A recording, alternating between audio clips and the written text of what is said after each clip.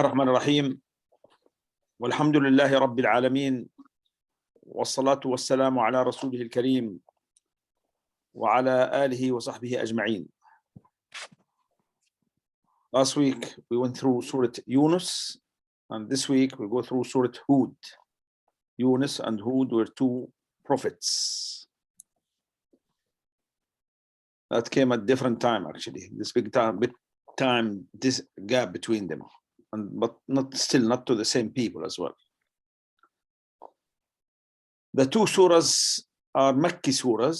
So we know now the Makki surahs deal with Aqidah, with the faith, with the unseen, the creation, heaven, hell, the angels, mostly the world of unseen, as well as the faith. The faith in details is what we call Aqidah. The faith in details is what we call Aqidah. Because we could have similar faith, but we could have different Aqidah. To go over it quickly, we have many principles of faith that's common between us and the Christians and the Jews, but our Aqeedas are different. They believe in Allah as the creator, so do we. But then the attributes of Allah would our beliefs in Allah's attributes are different to the beliefs of their attributes. And thus makes big difference, although they believe in major attributes of Allah. He is the one, the creator, the one who gives life, death. They believe in the day of judgment, but then they attributed to him two things. The Jews attributed to him weaknesses, like being miser, being poor, being weak, and the Christians attributed to him weakness in another way, and that is he needed a child, and you only have child because you are weak, right? The child would help or would make up for your weaknesses. It carries, the child carries on your legacy and your wealth, etc. Right? Anyway, so again, amongst the Muslims, we spoke about this before. If we have the Aqidah of the Prophet ﷺ, that's what we believe we have, and the Sahaba as well, and the first three generations. Why the first three generations? Because he praised the first three generations. He said the best generations are those of mine and the next generation and the following generations. Okay. So the two surahs, Yunus and Hud, very similar to the two surahs we did before, Al-An'am and Al-A'raf, number 7 and number 8. Although in size they are almost half the size of them. The other surahs were 22 and 26 pages each, and those are about 11 pages each. So why going through the same thing again? Half of the Quran, size-wise, is Makki and half is Madani. But the number of surahs are not equal, because mostly the Makki surahs are very short surahs. Although Al-An'am, Al-A'raf, Hud, and Yunus are long surahs.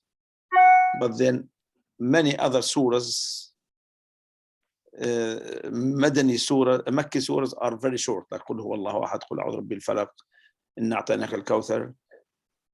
So the number of Madani surahs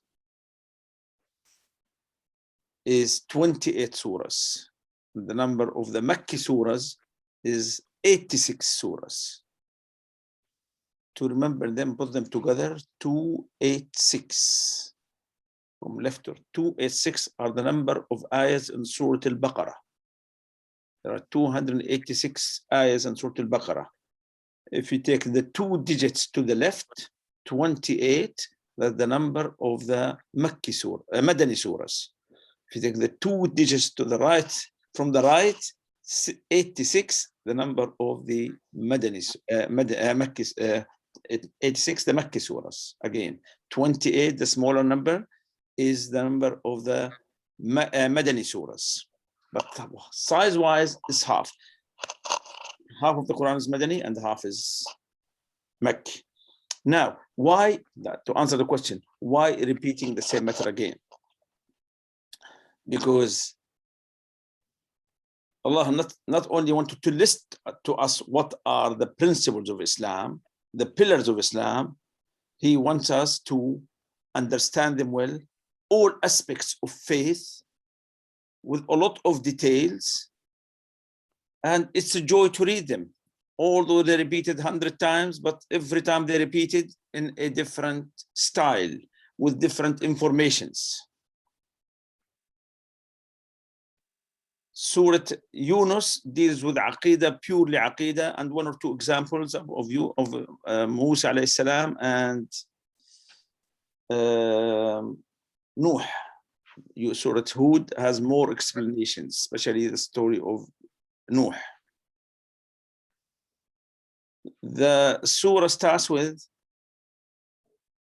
أعوذ بالله من الشيطان الرجيم بسم الله الرحمن الرحيم ألف لام را كتاب أحكمت آياته ثم فصلت من لدن حكيم خبير ألا تعبدوا إلا الله إنني لكم منه نذير وبشير. ألف لام را, these are the separate letters that some surahs start with. A book with that its verses are well placed. The word he used is uhkimat. Uhkimat means well placed or perfected or with wisdom or with precision. SubhanAllah, all these are within this word uhkimat. Because the ayahs of the Quran, he's talking about the ayahs, every ayah is well placed or perfected. Well placed, that means you cannot replace it with a better wording. Well placed, it means it is in balance with the other ayahs before it and after it. It means it is an ayah, it's a sign in its own right. It is precise in its structure, linguistic structure. It's unique. Allah, you cannot even change. I mean, any other book, you could replace one statement with another that will keep the meaning the same, but not Quran.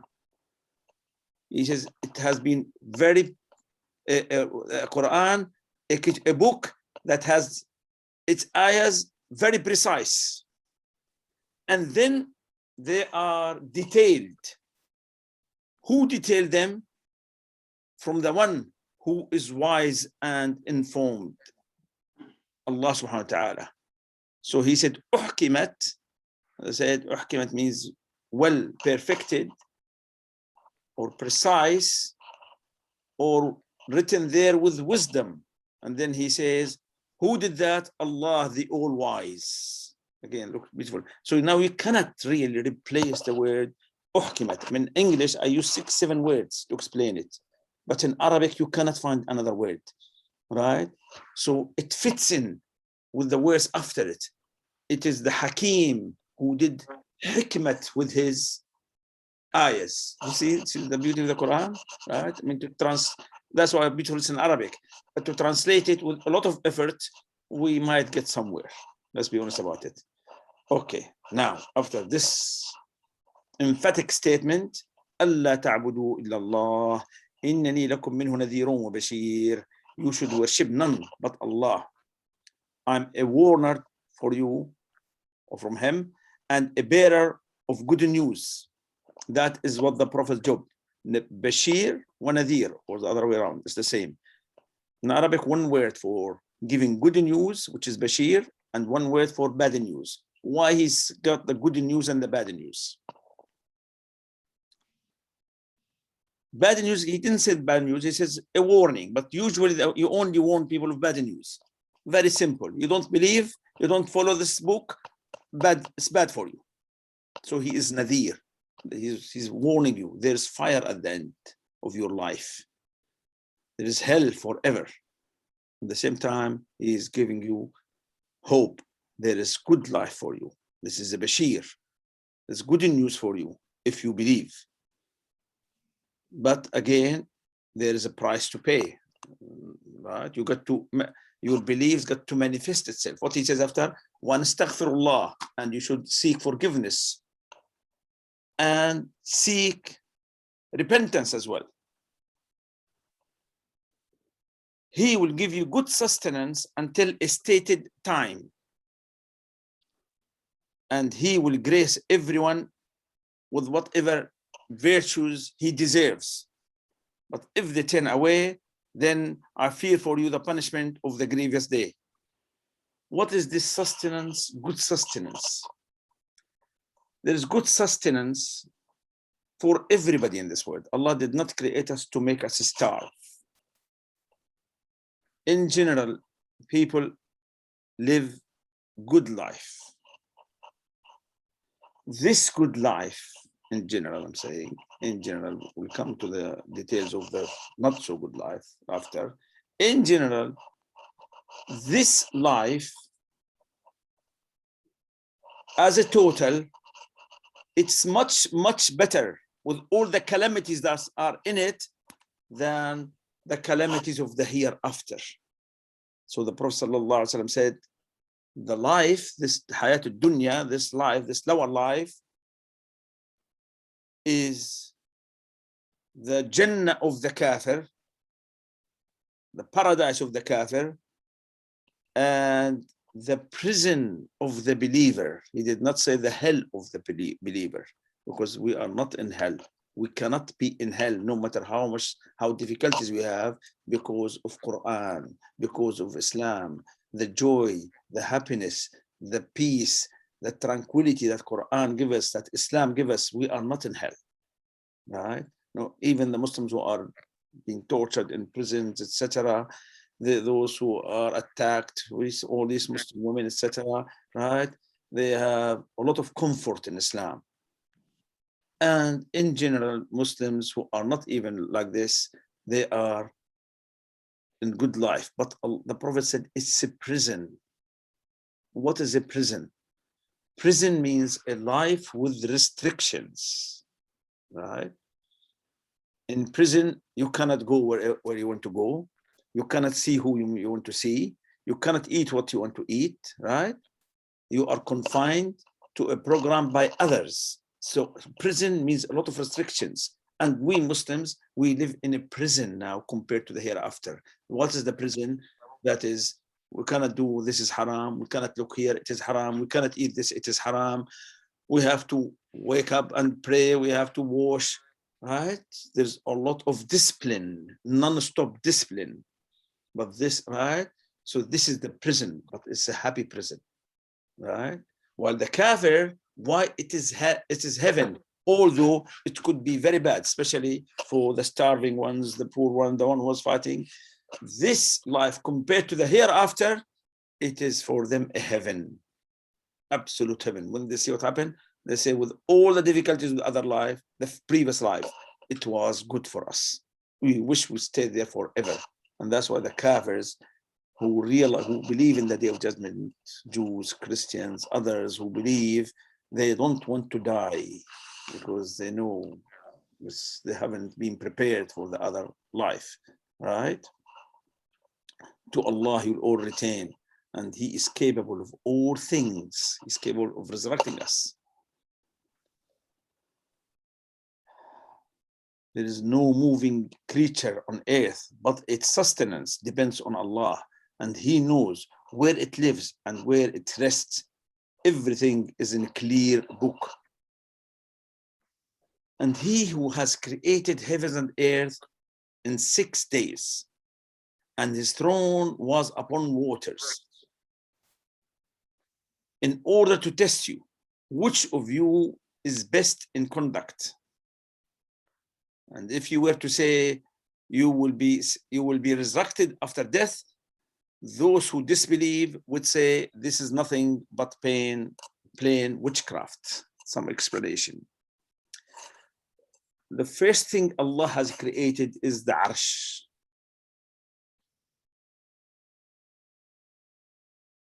His throne. That's the first thing He created.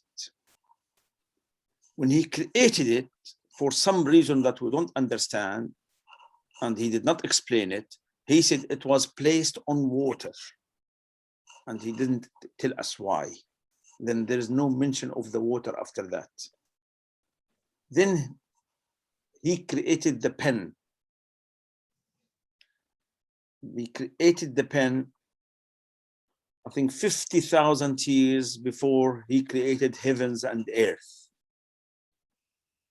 So first there was Allah alone, nothing in the whole universe, only Allah, not even his throne, because his throne is not eternal.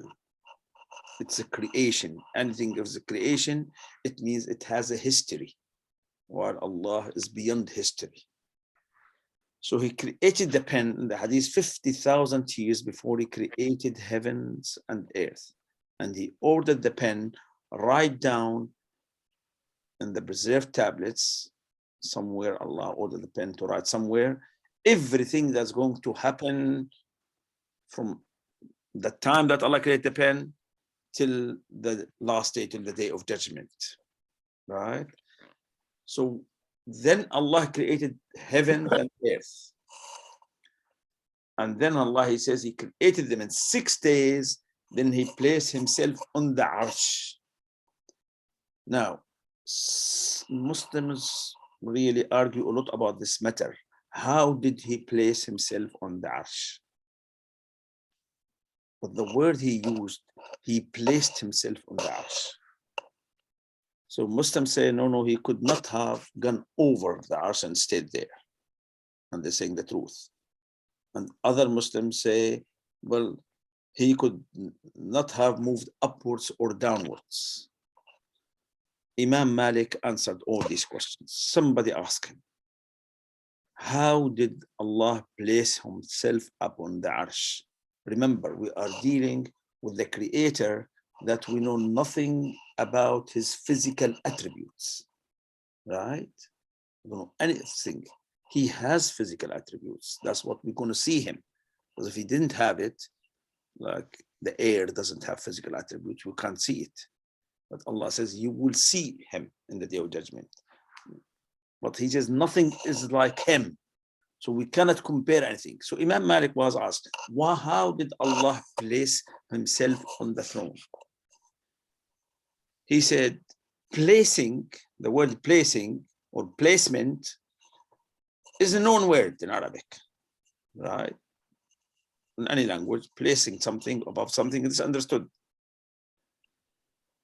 And the description as regarding Allah is unknown.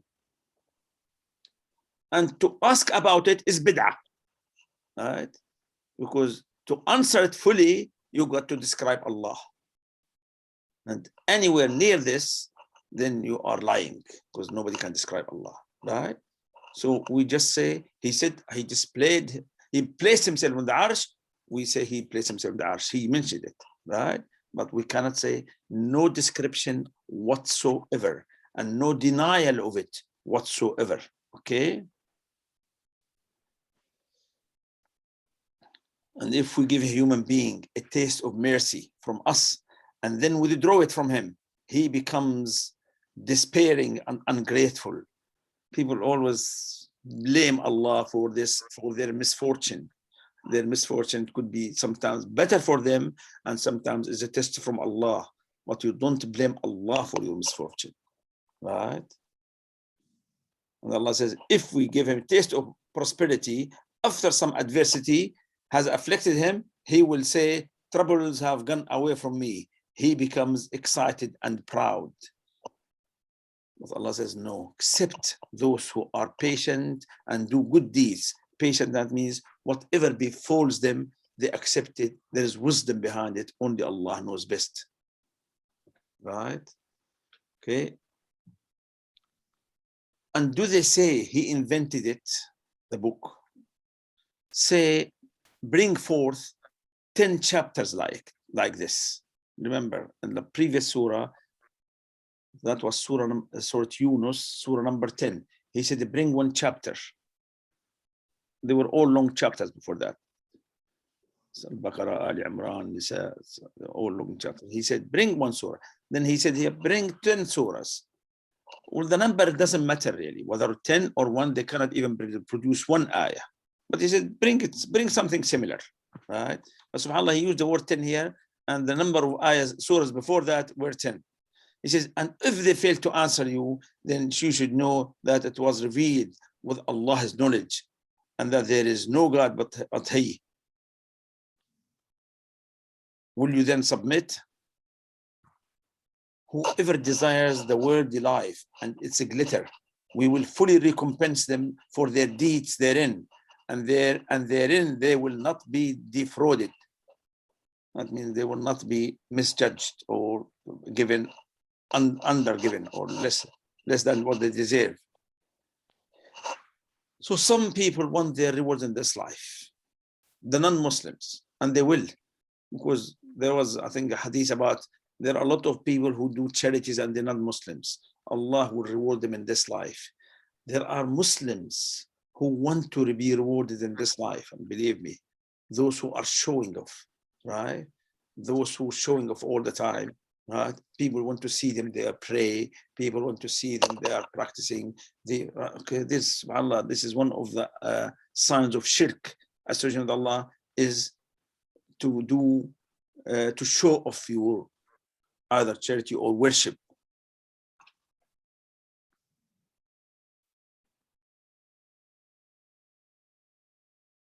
Okay, there are many ayahs after that you can, inshallah, understand them.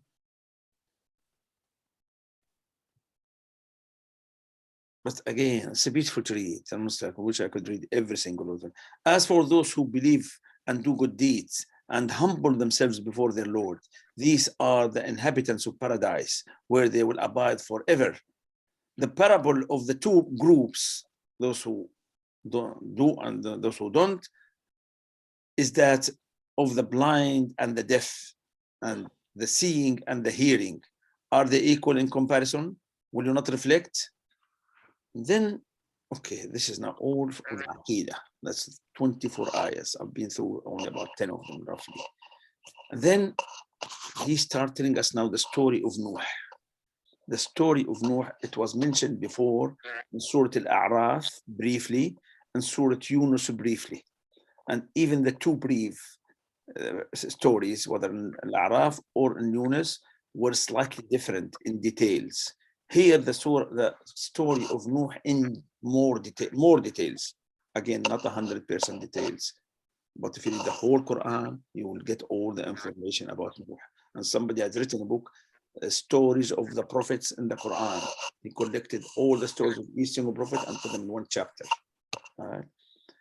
So he said, we have sent Nuh to his people. And he says, I am a clear warner. You should worship none but Allah. I fear for you the agony of painful day. They said to him, it looks like you are only human being like us. And it looks like those who followed you are the lowest of the society. And we can see any advantage of you over us. And we think you are liars. Now, this is now, this confrontation between Nuh and his people, that's started.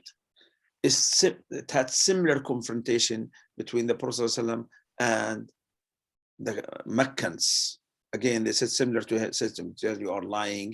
He said, look at those who believed you, the weak, the poor, the slaves, similar thing.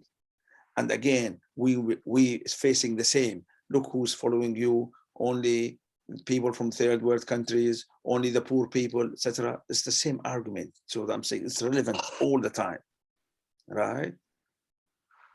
They would say that. I mean, they're lying, because some of those who follow the Prophet were the best of the best in Mecca. Abu Bakr, Umar, Talha, Zubayr, Uthman ibn Affan.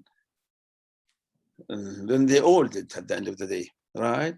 But when they see one or two poor people amongst you, because Islam makes people equal, right? And there's no privileges in Islam, really, for wealth.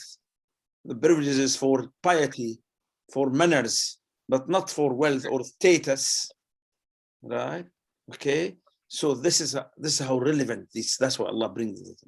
These examples were not given in the previous time when we studied them. I think in Al-A'raf, but not Surah Yunus before, right?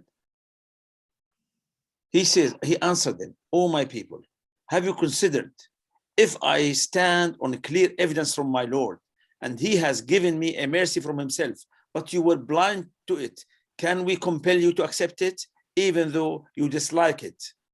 O my people, I don't ask you wages or money for what I'm doing. I expect my reward from Allah, and I will not expel those people that believe that they will meet their Lord. But I see that you are ignorant people. O my people, who will support me against Allah if I expel them or dismiss them? Can you not think? And I don't say to you, I possess the treasures of God. I don't know the future. The same, the Prophet said similar things. I don't know the future. I don't know ilm al-ghaib. If I knew, I would have asked for more goodness. I would have avoided trouble. See, again, see similar things that the prophets face. And again, we don't have the treasures of Allah, but we have a promise it will be ours one day, right? Okay.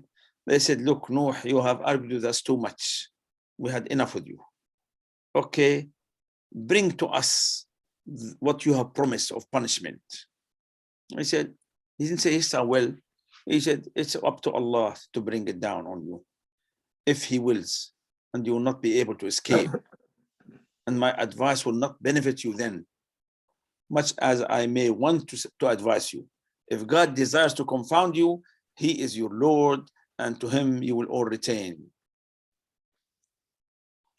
And then, you know, Nuh stayed with his people how many years? 950 years. The Kafirs ones. And then he lived another 50 years with those who left him.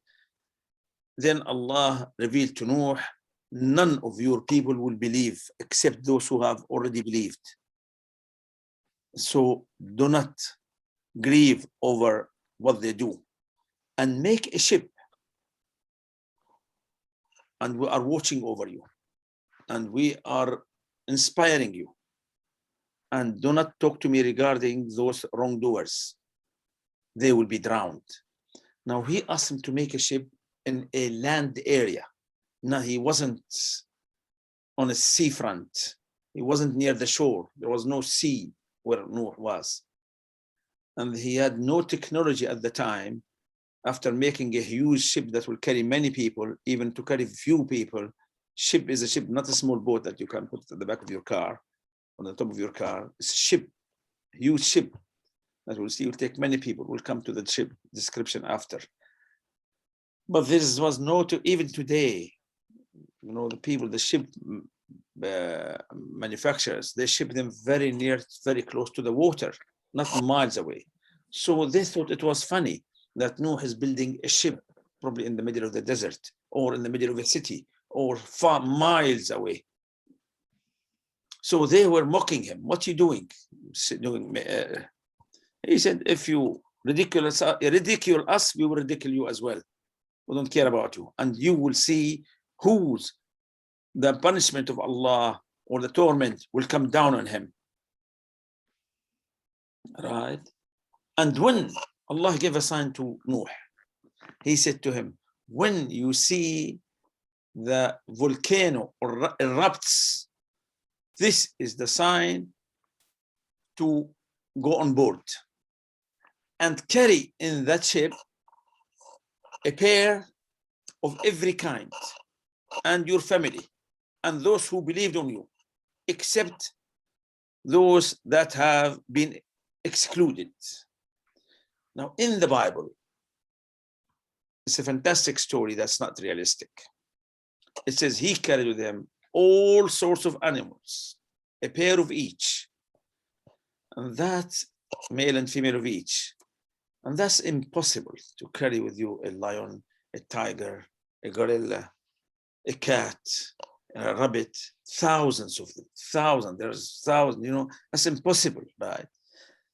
But the Muslims were Syrian, they say he carried with him pair of what he needs. Let's say a cow and a bull, a pair of goats, sheep.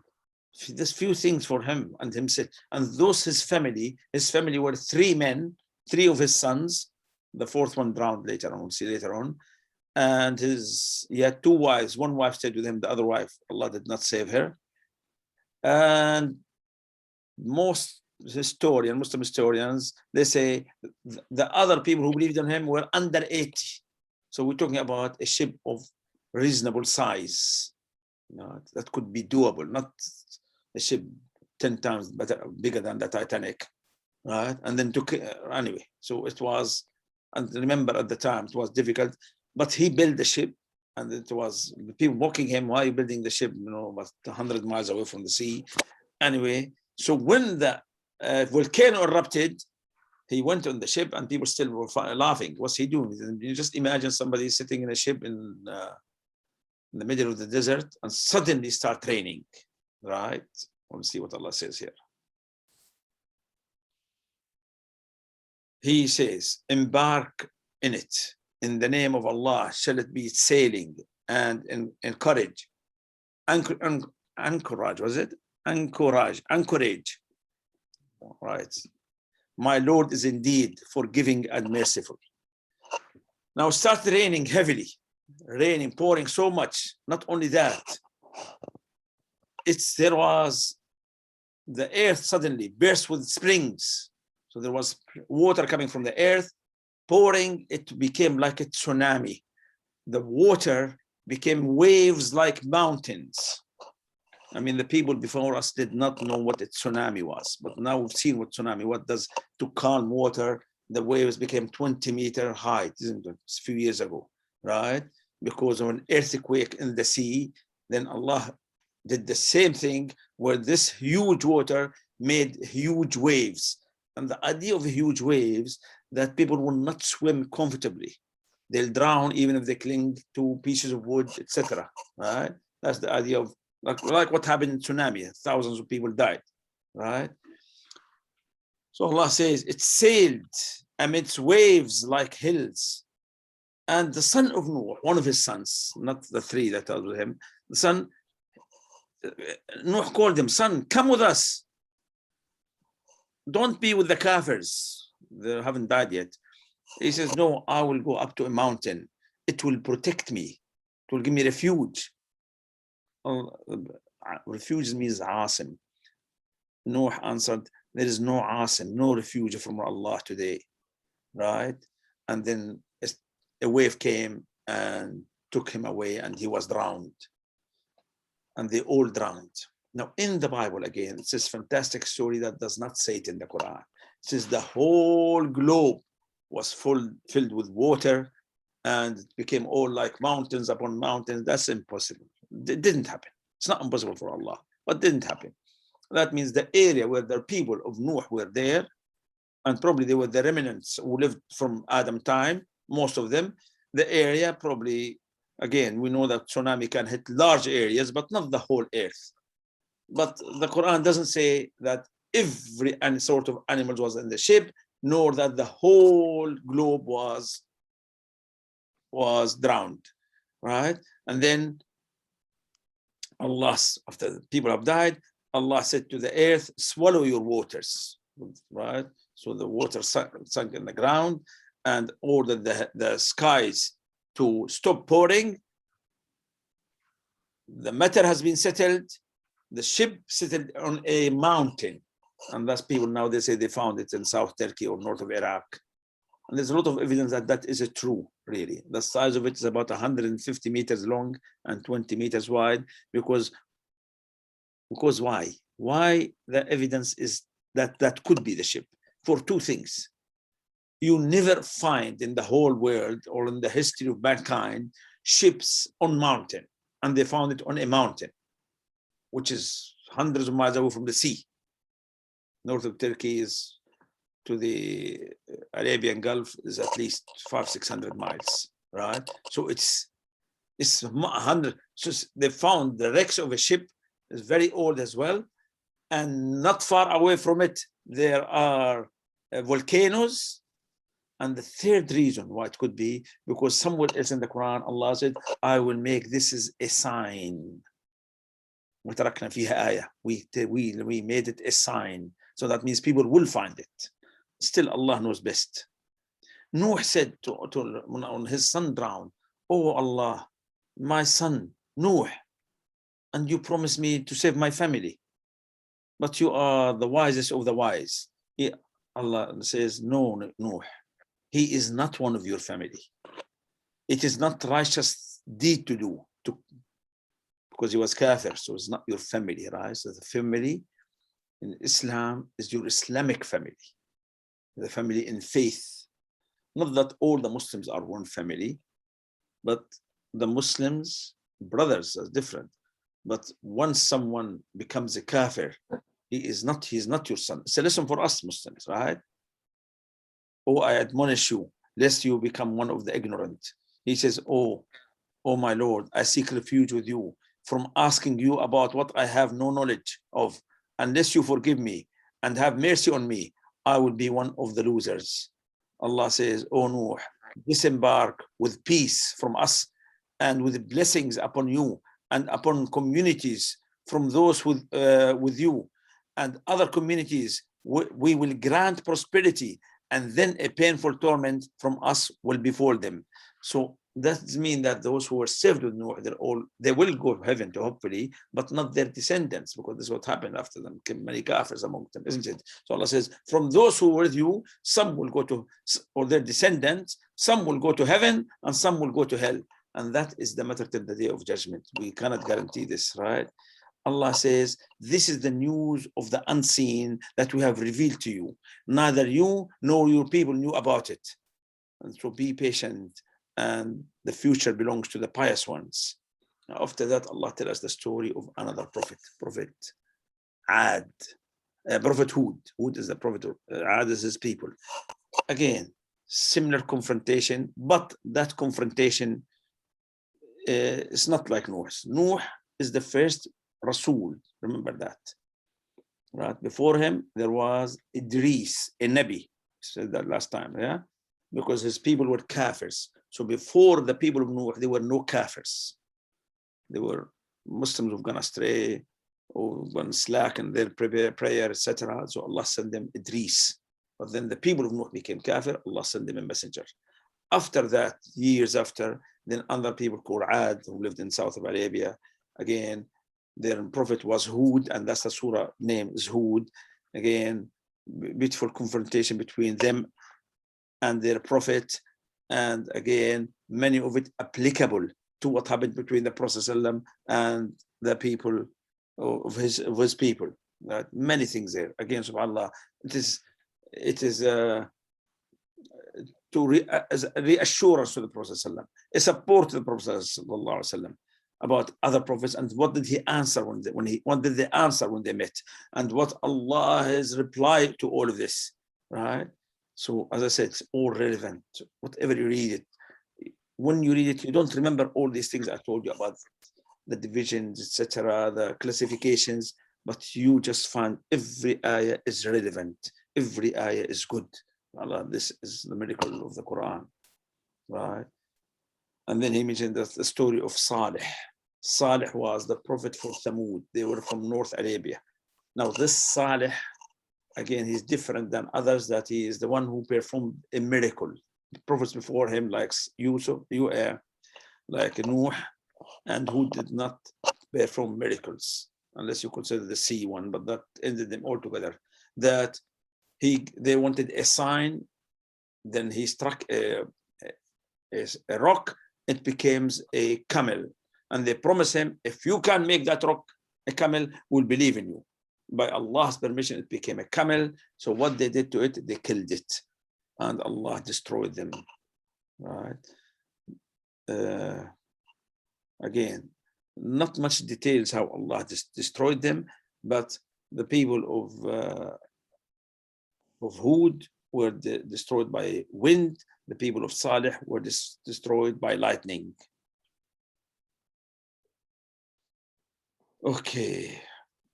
Then Allah mentions us now Ibrahim. when our messengers, here messengers means angels. Allah called them messengers. Why? Because anybody that comes from Allah is a messenger. To talk to us is a messenger. So our prophet is a messenger because Allah sent a message with him. Jibreel is a messenger because he brought the message to the Prophet Muhammad ﷺ.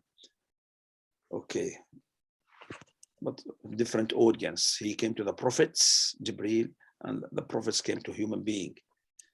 So now Allah wanted to send his messengers, the angels, to destroy the people of Lut. Lut is the ones who lived in Palestine, and they were people with very bad habits, the worst habits probably in history. But on their way, they came to Ibrahim. He was in Palestine, but in a different area in Palestine. He was far from them, not too far. They came to Ibrahim, and they came in the shape of a human being. In the past, they were, so he thought they were human. Didn't occur to him they were prophets. All these, they were angels. All the prophets can see angels. They do see angels, but they came in a human being just to show that they don't know the unseen. They came in the shape of human, they were human. And that was the habit of generous people at the time. When you get guests, straight away you make food. You don't ask them, are you hungry? They are hungry because there was no services on the road and there's no villages that sell food, etc. So straight away he went and he roasted a calf and brought it to them, and they didn't eat. He was suspicious now. Was a bit frightened, a bit, bit uneasy. Why they're not eating? They said, well, we are angels, as simple as this. We are from Allah. Probably he said to them, but it's not in the Quran. You should have told me before. but he didn't ask them, are you hungry? But as a generous man, he wouldn't. So it's a sign for us that when you see a guest, you bring him food, right?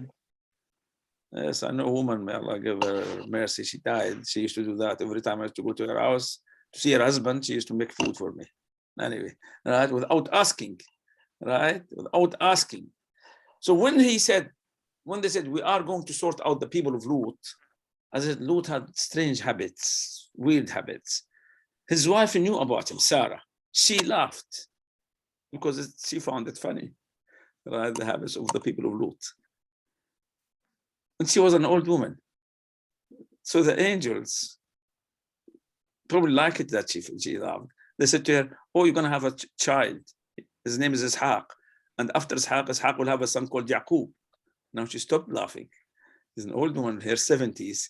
And she said, how can I have a child when I'm old and my husband is even older? Then they said to her, probably she didn't know that they were angels. They said, you're going to have a child. Well, they said, we're going to deal with them. And she laughed. She found that funny. I mean, to be honest, it's not funny.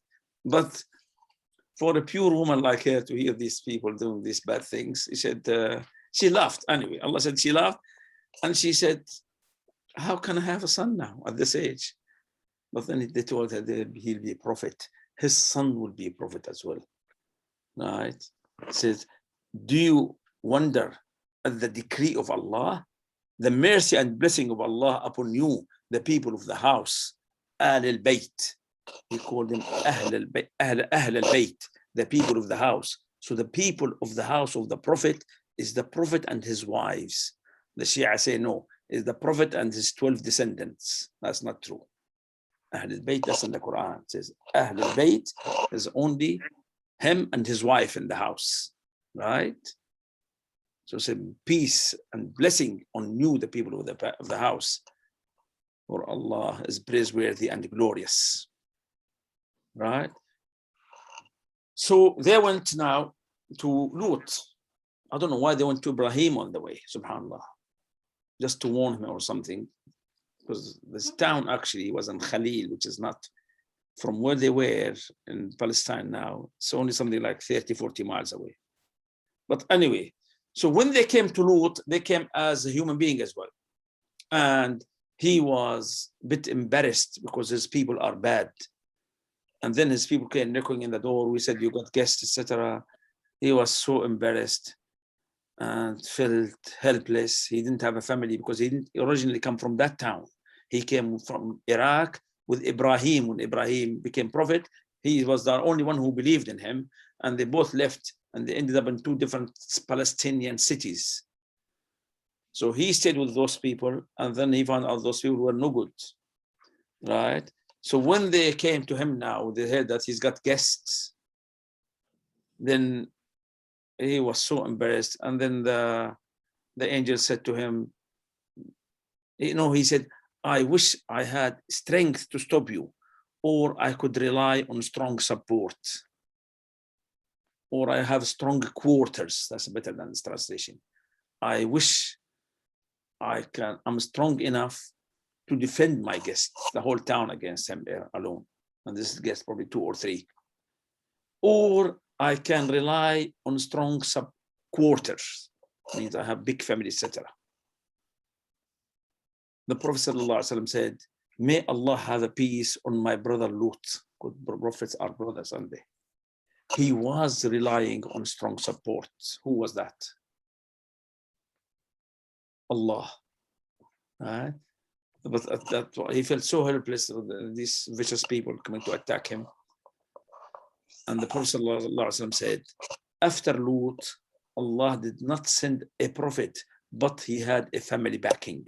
That's why the family of the Prophet supported him and stopped the people from killing him, although they were not believers.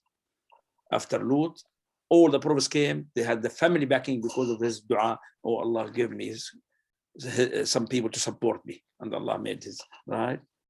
Then one of these people, silly people at the door, the angel said, they introduced themselves.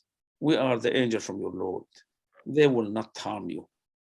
Go at night and don't look backward, and they'll all be destroyed, but including your wife.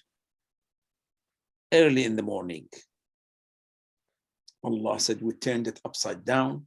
We sent on them punishment of blazing stones, and they were all killed there, right? And Allah said, this what happened to these people is not far from the wrongdoers. That's the Meccans. Although physically is far, which is about 500-600 miles from Mecca, but the Meccans knew about it because they used to travel to Syria and they used to pass near it. So they knew the story of Lut. They knew the story of Hud in the south, and then the story of Salih in the north, because they used to travel to Yemen in the south, and they used to pass by the ruins of Hud, and they used to travel to the north, and they used to pass by the ruins of Salih and the ruins of Lut. They would see that, right? Then now quickly coming to another prophet, Shu'aib. He was just after the time of Lut and Ibrahim, and the Shu'aib people were, again, just different stories, that they were not believers and they were missing with their measures, cheating with the measures and with the weight. Because to sell, you either sell by a measure, square yard or 1 yard long or whatever it is, or the land so many armpits long, etc. So either the measures, they were cheating. That's their job, cheating as well as not believing. They said, look, this is our wealth. We do with it whatever you want. Do whatever you want, right? Right? Because you are praying, you want us to be fair. We don't want to be fair. They were so rude. Because of your prayer, you want us now leave what our parents have been doing. So it's been generations of cheating, right? Anyway, Allah destroyed them as well. And there's more details here, okay? And then briefly about Musa and Fir'aun. Okay, Allah says, we've sent Musa with clear signs to Fir'aun and his people. He, Fir'aun, will precede his people on the day of judgment, and he will lead them to hell. Miserable is the place he placed them in, and they are followed by a curse It's always the curse of Pharaoh. People have noticed it. They are cursed in this life and in the hereafter as well. These are the stories that we report to you about towns. We lay them to you. Some are still standing and some have withered away. And we have not wronged them, but they've wronged themselves. And their gods that they blame, the gods that they claim to be their gods, they could not help them from the orders of Allah. Right? Such is the grip of your Lord when he seizes the towns in the midst of their sins. His grip is most painful, most severe. And when the time comes, it will not be postponed. On that day, some will be miserable and some will be happy. Those miserable, they will be in fire, where they'll have zafir and shahiq, breathing in and breathing out. In Arabic, there are different words for breathing in, breathing out. Why Allah mentioned that the people of hell will breathe in and breathe? I mean, it's normal for everybody to breathe in and out, isn't it? Right? Because when it is so hot around you, the worst thing you want is to breathe in to hot smoke or fire, or even take it out. In both cases, is painful. So in addition to the fire around them, they are breathing it in and out, right? Okay, they will be there forever, as long as heavens and earth as they are there. And again, in return, those who are the happy ones, they will be in heaven forever, as long as there are heavens and earth are there. And don't have doubts regarding what these people worship. They worship only as their ancestors worshipped before. We will pay them their due in full without any reduction. فَاسْتَقِمْ كَمَا أُمِرْتَ. Inshallah, we'll finish the next 2-3 minutes. And be upright as you are commanded. The Prophet ﷺ said. No, let's finish this ayah. Ayah number 112. Be upright as you are commanded, along with those who repented with you. And do not transgress. He's seeing everything that you do. The Prophet ﷺ said, this is the hardest ayah that has been revealed to me with the whole Quran. Be upright. Stay on the straight path as you've been ordered. The Prophet said, this is the hardest ayah in the Quran. On me. So it's about us. That means you have to be upright. You have to be straight. You have to be right all the time. We cannot do it. The person did. But he said, I found it difficult.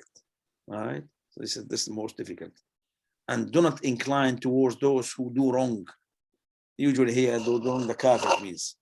Then you will be touched by fire.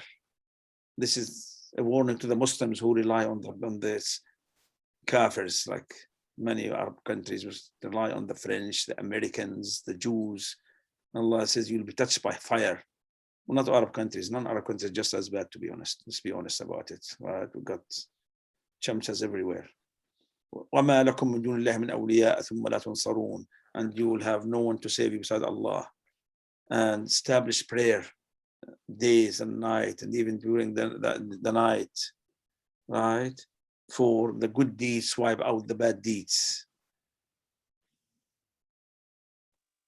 Has it been Allah would have made you one nation?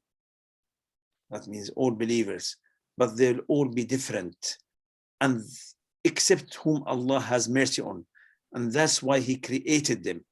He created them so they'll have differences, and through their differences, they find out what the truth and they follow it. Those who follow it is the one who He has mercy on them.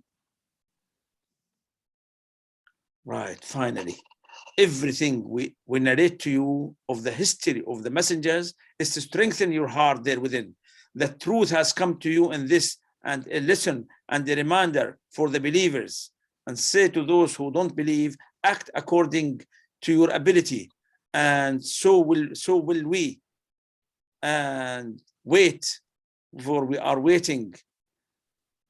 To God belongs the future of the heavens and the earth, and to Him all authority goes back. so worship him and rely on him. Your Lord is never unaware of what you do. That is Surah Hud.